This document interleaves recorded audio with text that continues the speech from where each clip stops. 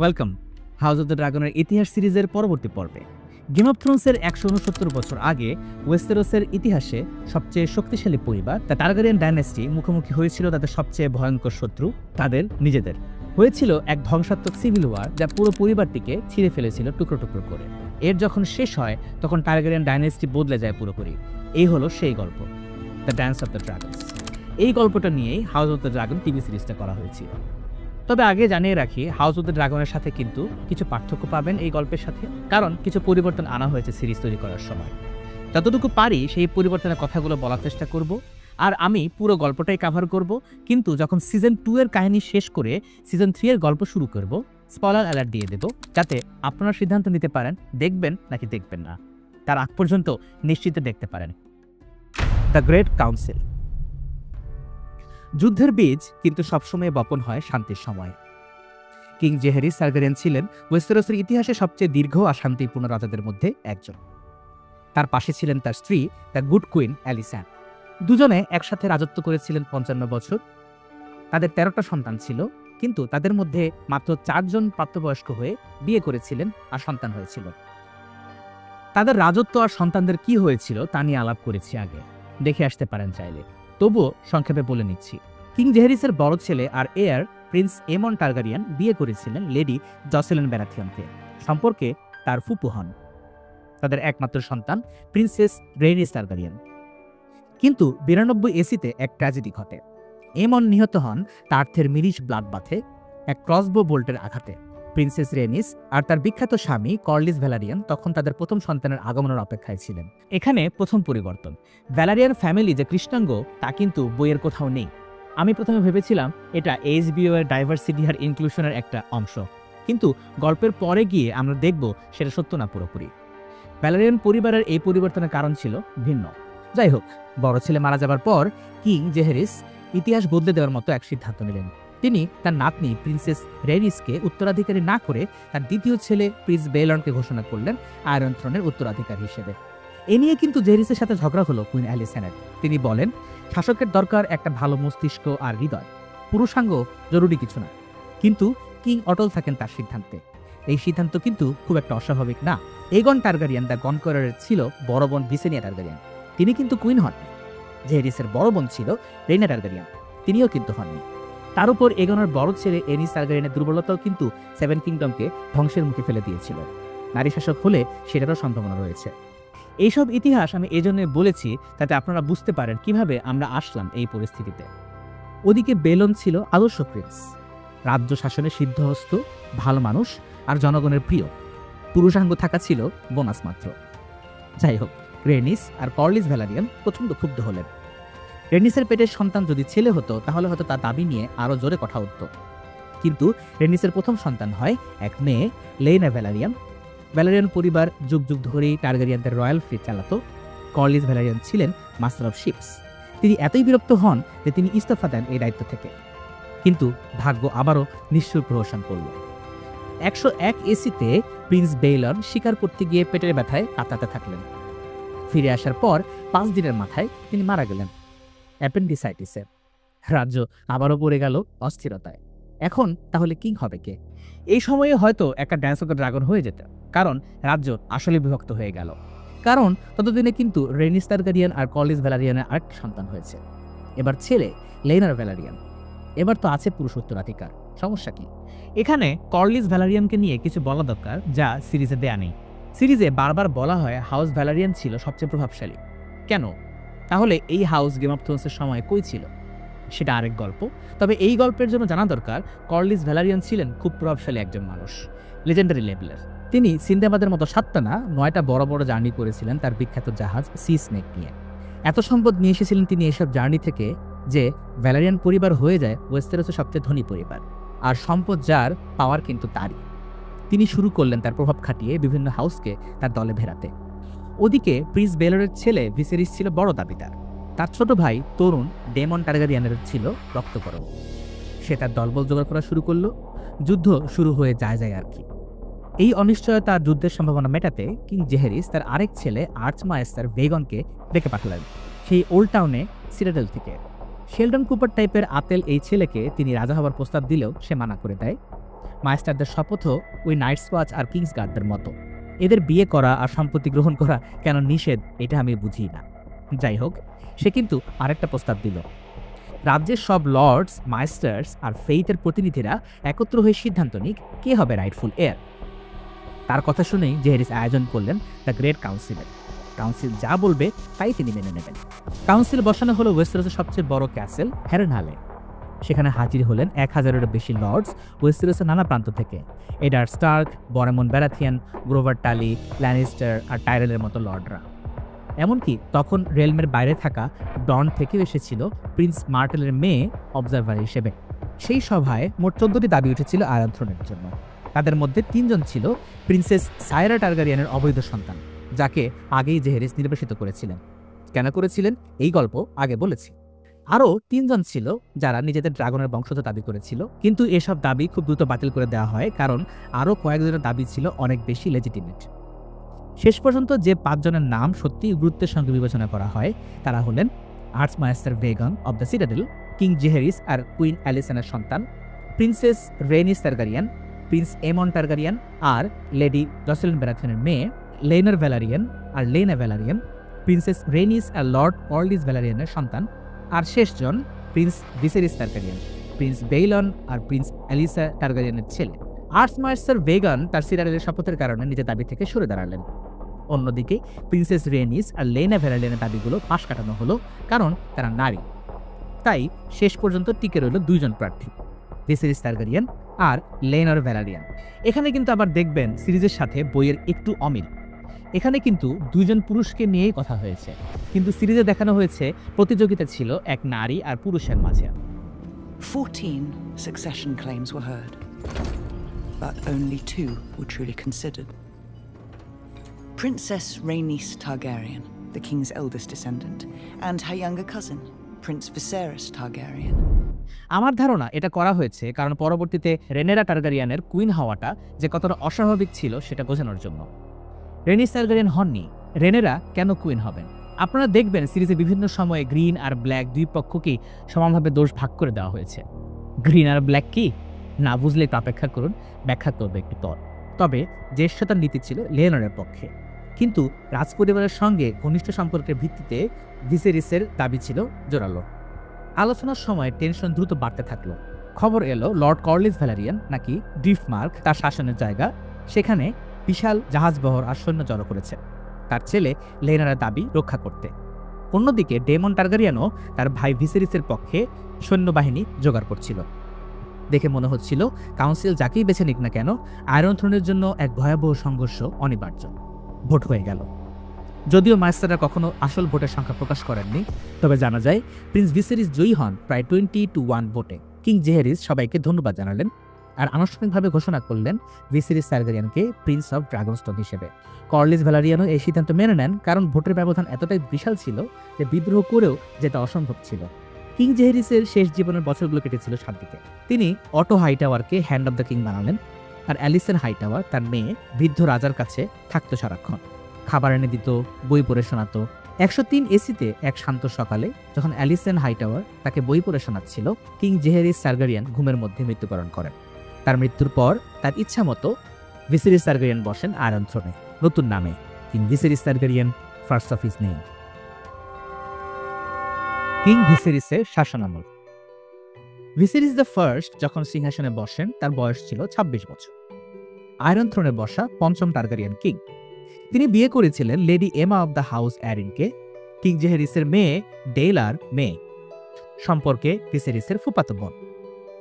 বিয়ের পর প্রথম কয়েক বছর এমার কয়েকবার গর্ভপাত হয়, কিন্তু 97 এসিতে তিনি এক সুস্থ কন্যা জন্ম দিলেন, রেইনেরা টারগারিয়ান।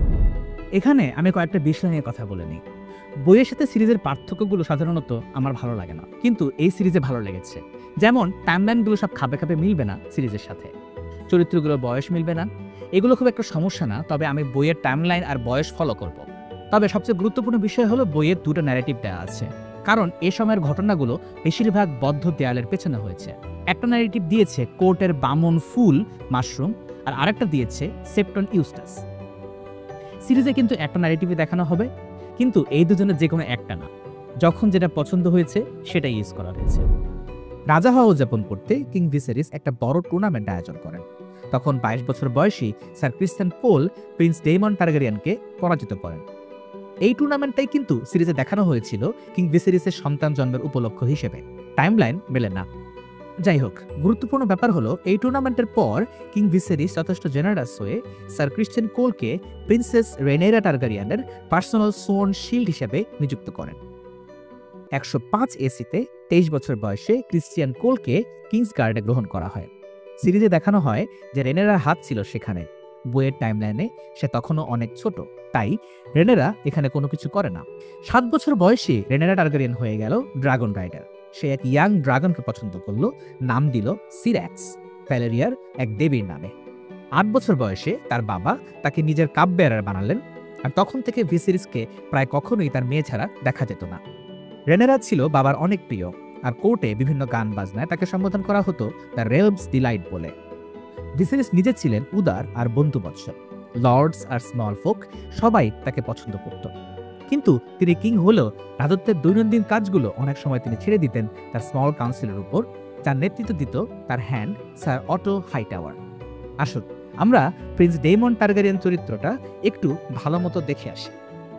সিরিজে ভিসেরিস আর ডেমনের মধ্যে বয়সের পার্থক্য অনেক বেশি দেখানো হলেও বইয়ে কিন্তু তাদের বয়সের পার্থক্য মাত্র 3 বছর। কিন্তু তা কেবল বয়সে সীমাবদ্ধ। মানসিকভাবে ডেমন ছিল এখনো বাচ্চা।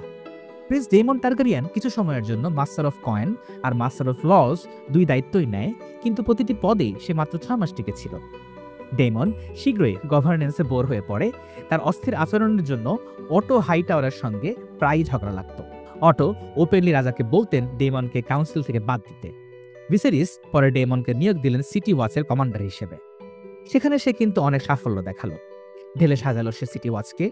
2000 জনের কমান্ড নিয়ে ডেমন তার ক্ষমতা বাড়ালো, সিটি ওয়াচের লয়্যালটি জাগালো, তাদের পোশাক আর ইকুইপমেন্ট উন্নত করলো। এরপর থেকে তাদের নতুন পোশাকের কারণে তাদের গোল্ড ক্লোক বলে ডাকা হতো।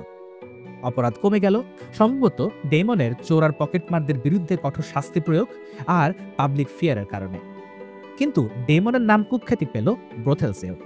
মিজারিয়া, যাকে বলা হতো মিজারি দ্য হোয়াইট ওয়ার্ম, এই নামের এক পতিতার সঙ্গে তার আনাগোনা বেড়ে গেল। ডেমন নিজেকে বলতো প্রিন্স অব দ্য সিটি, কিন্তু জনগণ তাকে বলতো লর্ড ফ্লি বটম নামে, কারণ এই ফ্লি বটমেই সব পতিতালয় আর অপরাধীদের আনাগোনা। আর ডেমন সেখানে তার সব সময় কাটাতো। এসব কিছুই অটো হাইটাওয়ার পছন্দ করলেন না। ডেমন কিন্তু খুব ভালো যোদ্ধা ছিল। মাত্র 16 বছর বয়সে সে নাইট উপাধি পায়। মেগরও কিন্তু ওই বয়সে নাইট হয়েছিল।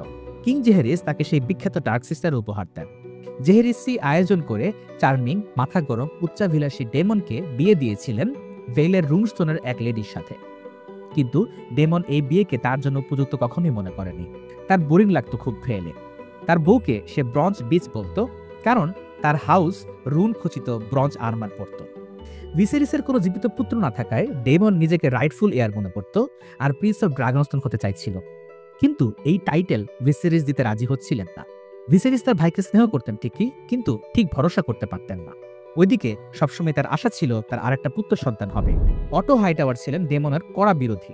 তাকে তিনি মেগরের সাথে তুলনা করতেন বা তার থেকেও খারাপ বলতেন। তিনি বারবার বলতেন প্রিন্সেস রেনেরাকে এয়ার ঘোষণা করার জন্য। ভিসেরিস এই সাকসেশনের বিষয় নিয়ে চুপ ছিলেন। আশা করতেন তার ভবিষ্যতে কোনো ছেলে হলে সব ঠিক হয়ে যাবে। ছেলে সন্তান হলো, কিন্তু কুইন এমা মারা গেলেন সন্তান প্রসবের সময়। আর জন্ম নেয়া সেই লম্বা চুলের ছেলে, যার নাম রাখা হয়েছিল বেইলন, মাত্র একদিন পরেই মারা গেল। সিরিজে দেখানো কুইনের সেই মর্মান্তিক মৃত্যু কিন্তু বইয়ে নেই। এই কাহিনী আমার ধারণা শো রানাররা নিয়েছিলেন আরেকটা গল্প থেকে। কিং জেহেরিসের মায়ের মৃত্যু ঠিক সিরিজে দেখানোর কুইন এমার মৃত্যুর মতো। এই গল্প আগে বলেছি। রাজার এই শোকের মধ্যেই ডেমনকে দেখা গেল ওয়াইনে মাতাল হয়ে ওই ফ্লি বটমে মৃত প্রিন্সকে নিয়ে মজা করতে। এক সাক্ষীর ভাষ্য মতে ডেমন প্রিন্সকে এয়ার ফর এ ডে বলে মজা করছিল। Styling him the heir for a day.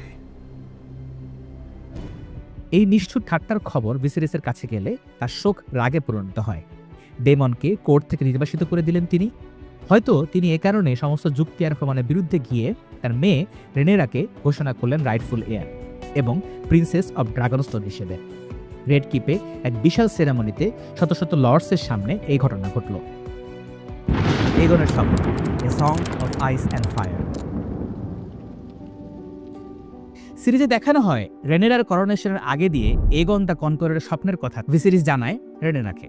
তিনি বলেন এই স্বপ্নের কথা টারগারিয়ান কিংদের মাঝে উত্তরাধিকার সূত্রে জানানো হয়ে আসছে। বইয়ে কিন্তু এটা একেবারেই বলা নেই। তাহলে কি এটা শো রানারদের আবিষ্কার? না। জর্জ আর মার্টিন সিরিজ বের হবার পর এক সাক্ষাৎকারে বলেছিলেন এটার কথা। তিনি বলেছিলেন এটা গল্পে ঢোকাতে। সুতরাং এটা গেম অফ থ্রোনসের এন্ডিংয়ের মতো মন গড়া না। এটা নিয়ে আলাপ করা যায়।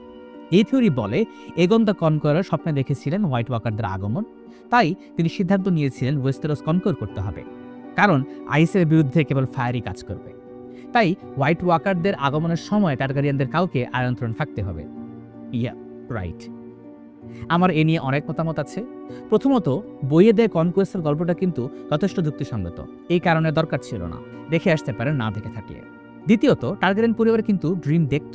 ওই যে ডেনিস দ্য ড্রিমার এর স্বপ্নের কারণেই কিন্তু টারগারিয়ান পরিবার ডুম অফ ভ্যালেরিয়া থেকে বেঁচে যায়। সুতরাং হতেই পারে হয়তো বড় বড় প্রাকৃতিক দুর্যোগের আভাস তারা পায়।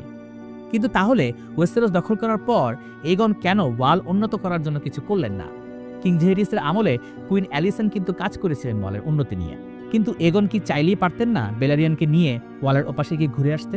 আবার বইয়ে কিন্তু বলা আছে কেন যেন ড্রাগনরা ওয়াল পার হতে চাইত না। আজ পর্যন্ত কোনো ড্রাগন ওয়াল পার করেনি ভিসেরিয়ন ছাড়া।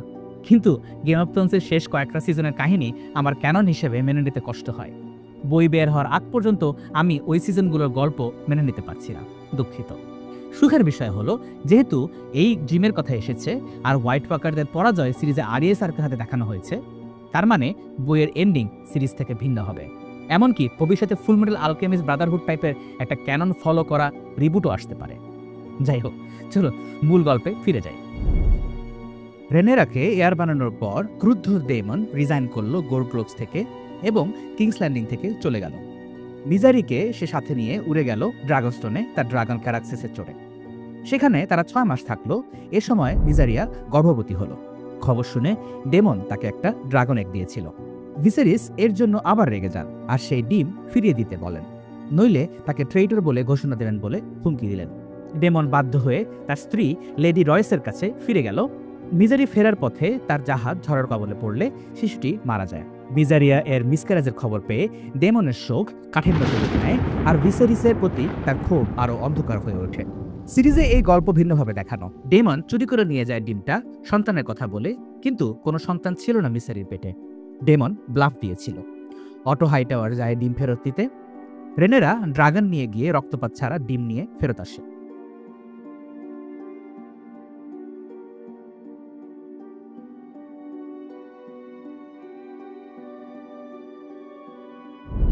যদিও প্রিন্সেস রেনেরাকে আনুষ্ঠানিকভাবে এয়ার করা হয়েছিল, কোর্টে অনেকেই তখনও আশা করছিল ভিসেরিস একদিন ছেলের বাবা হবে, কারণ সিরিজে বয়স্ক দেখালেও বইয়ে ভিসেরিসের বয়স তখনও 30 হয়নি।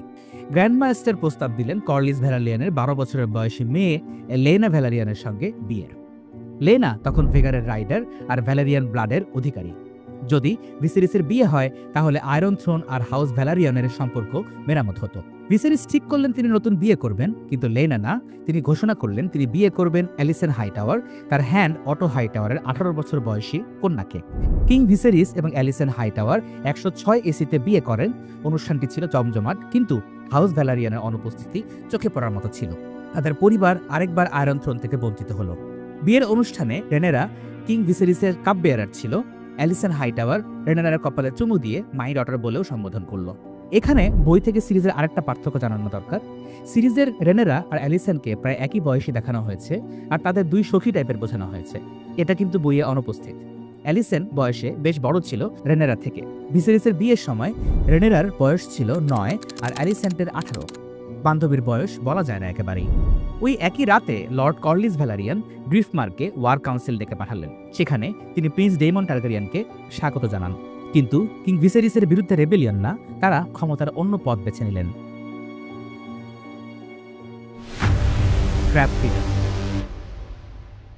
স্টেপস্টোনস, ডর্ন আর এসোসের মাঝখানে কয়েকটা দ্বীপের নাম। এই এলাকাটা অনেক বছর ধরে পাইরেটদের আস্তানা ছিল। এমনিতে এই দ্বীপগুলো খুব একটা দামি কোনো জায়গা না, কিন্তু এমন একটা জায়গায় দ্বীপগুলো ছিল যে এসোসের দিকে বাণিজ্য জাহাজের আনাগোনার জন্য এই এলাকা গুরুত্বপূর্ণ ছিল। এখান দিয়ে জাহাজ চলাচলের সময় প্রায়ই পাইরেটদের আক্রমণের শিকার হতে হতো, কিন্তু শত বছর ধরে এই পাইরেট সমস্যা নগণ্য ছিল। ঝামেলা বাঁধল যখন 10 বছর আগে লিস, মির আর টাইরোস একত্র হয়ে ভোলান্টিসের বিরুদ্ধে যুদ্ধ ঘোষণা করে। ভোলান্টিস হেরে যায়। এই যুদ্ধের নাম ছিল the battle of the Borderlands. জয়ী 3 শহর মিলে একটা শক্তিশালী জোট তৈরি হয়। এর নাম ছিল ট্রায়ার্কি, দ্য কিংডম অফ 3 ডটার্স, কারণ এই 3 শহর লিস, মির আর টাইরোস নিজেদের ওল্ড ভ্যালেরিয়ার কন্যা বলতো। যদিও এই কিংডমের কোনো কিং ছিল না, ছিল 33 জন মন্ত্রী যারা শাসন করত একসাথে। এই ট্রায়ার্কি ভোলান্টিস দখল করে এরপর পশ্চিমে স্টেপস্টোনসের দিকে নজর দিল। ক্রাগাস ড্রাহার ছিল এক মিরিশ প্রিন্স অ্যাডমিরাল। সে এই স্টেপস্টোনসের পাইরেটদের ধরে ধরে বালুতে পুঁতত, যাতে ঢেউ এসে তাদের ডুবিয়ে দেয়। এই পাইরেটরা কাকড়ার খাবার হয়ে যায়। এ কারণে ক্রাগাস ড্রাহারের নাম হয়ে যায় ক্র্যাব ফিডার। যাই হোক, এরা এই প্যাসেজের গুরুত্ব বুঝতে পেরে মার্চেন্ট শিপগুলোর কাছ থেকে টোল নেওয়া শুরু করলো। প্রথম দিকে সবাই মেনে নিল, কারণ পাইরেট বিদায় হয়েছে, এই টোল দেওয়াই যায়। কিন্তু ঝামেলা হলো, এই টোলের পরিমাণ বাড়তেই থাকলো। তারপরও তাদের লোভ কমলো না। তারা জাহাজে আক্রমণ করে মালামাল তো বটেই, নারীদের ধরে ধরে নিয়ে যেতে থাকলো দাস হিসেবে বেঁচে দেওয়ার জন্য। আগেই বলেছি, কর্লিস ভ্যালারিয়নের মূল ব্যবসা ছিল জাহাজে। তার অনেক ক্ষতি হচ্ছিল। ডেমন তার ভাইয়ের প্রতি রাগ ঝাড়তে যুদ্ধ খুঁজছিল। খাপে খাপে মিলে গেল। কর্লিস তার জাহাজ বহর, ডেমন তার সৈন্যবহর আর ক্যারাক্সিসকে নিয়ে জয় করতে গেলেন স্টেপস্টোনস। সিরিজে এই যুদ্ধটা খুবই এপিক ছিল, বইয়ে তেমন না। কেবল বলা হয়েছিল যুদ্ধ চলে 2 বছর। শেষ পর্যন্ত ক্র্যাব ফিডারের সাথে তার মুখোমুখি যুদ্ধ হয়, আর ডার্ক সিস্টার ক্র্যাব ফিডারের কল্লা আলাদা করে ফেলে। এই যুদ্ধ আর ওই ডেমনের হাতের ওই চিঠি পাবার দৃশ্যটা সিরিজে অনেক ভালোভাবে দেখানো হয়েছে। আপনারা এই কাহিনীটা ফলো করতে হলে সিরিজটা ফলো করলে বেটার হয়। ভিসেরিস তার ভাইয়ের ক্যাম্পেইনকে গোল্ড দিয়ে সাহায্য করেছিলেন, কিন্তু কোনো সোলজার্স বা ড্রাগনস দিলেন না। 109 এসিতে ডেমন সমস্ত স্টেপস্টোনস দখল করে, আর সি স্নেকের জাহাজ বহর পার্শ্ববর্তী জলরাশি নিয়ন্ত্রণ করা শুরু করে।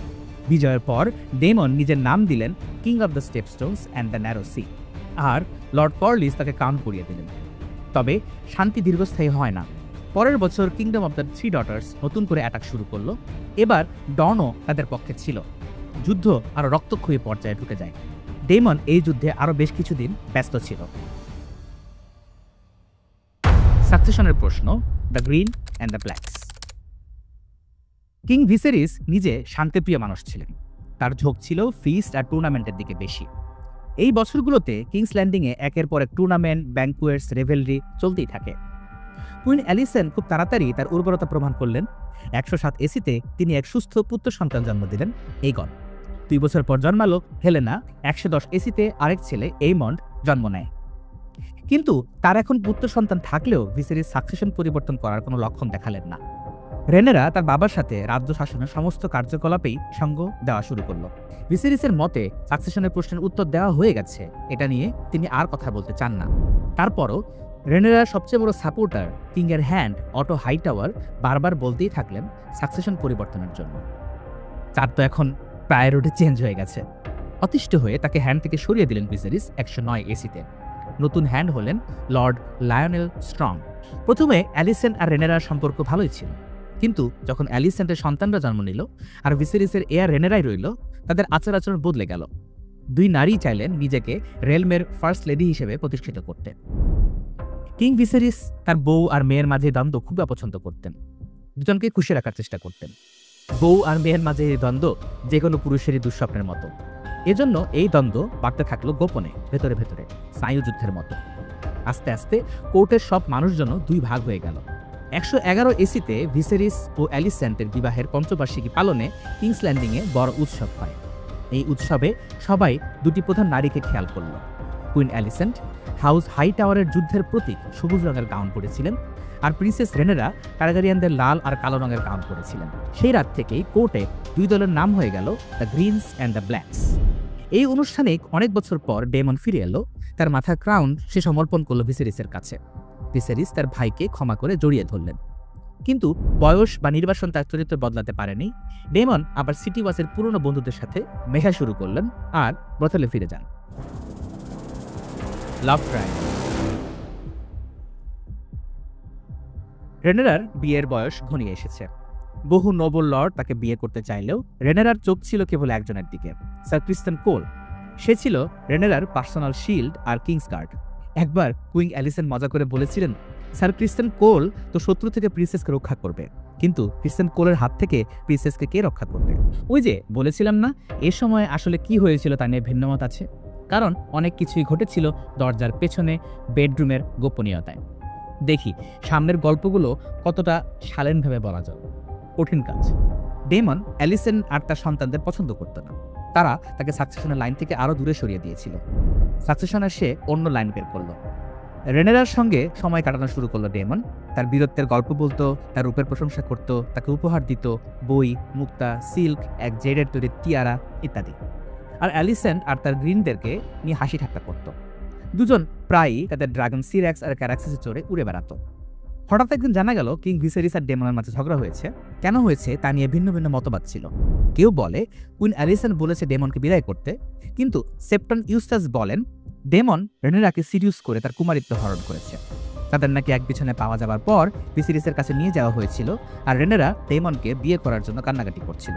কিন্তু ডেমনের তো বউ ছিল অলরেডি। ভুলে গেছেন নাকি আপনারা? ভুলে যাবারই কথা। ভিসেরিস ভোলেননি। তিনি রেনেরাকে মনে করিয়ে দিয়ে তার রুমে পাঠিয়ে দেন আর ডেমনকে বহিষ্কার করেন।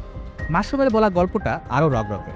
তার মতে রেনেরা ক্রিস্টেন কোলের জন্য পাগল ছিল, ডেমনের জন্য না। ক্রিস্টেন নাকি রেনেরাকে একদমই পাত্তা দিত না। তাই ডেমন দায়িত্ব নিয়েছিল রেনেরাকে শেখানোর জন্য যে কিভাবে পুরুষদের সুখী করতে হয়। এত উদার কেন ছিল ডেমন, একটু পরেই জানতে পারবেন। রেনেরাকে নিয়ে সে লুকিয়ে তার প্রিয় ব্রথেলগুলোতে নিয়ে যেত, দেখাতো কিভাবে কি করতে হয়। যা যা করতে হয় সবই নাকি ডেমন হাতে কলমে রেনেরাকে শেখায়। যাই হোক, কিন্তু রেনেরা সবকিছু করলেও কুমারিত্ব নাকি তার রেখে দিয়েছিল ক্রিস্টেন কোলের জন্য। তারপর একদিন সুযোগ বুঝে যখন রেনেরা গেল ক্রিস্টেন কোলের কাছে, তখন নাকি ক্রিস্টেন রেনেরাকে ফিরিয়ে দিয়েছিল। এরপর পুরো কাহিনী বের হয়ে আসে।